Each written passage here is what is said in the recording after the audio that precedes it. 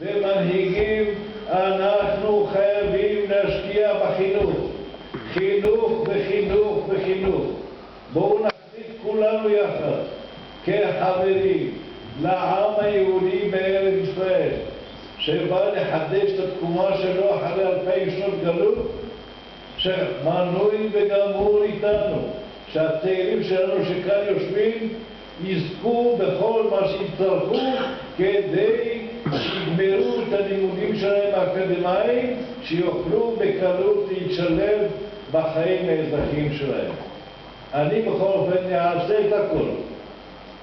אני משוכנע שאני מדבר בשם חברי למועצה מכל הסיעות, שבכל מה שקשור לחינוך אני אקבל תמיכה וגיבוי.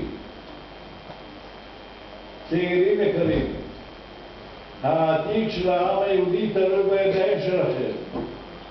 אנחנו הרי עוד 10 שנים, עוד 20 שנה יעמדו דומיה לזכרנו, והאחריות תהיה מוטלת עליכם. איך תובילו את העתיד של העם היהודי?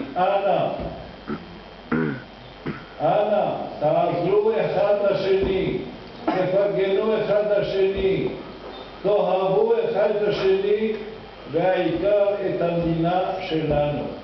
וביחד בעזרת השם יהיה לכם טוב, לילדיכם, להוריכם, לעם ולעיר נשר.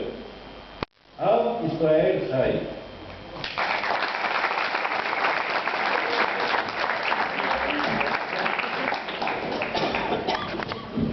אני מבקש להזמין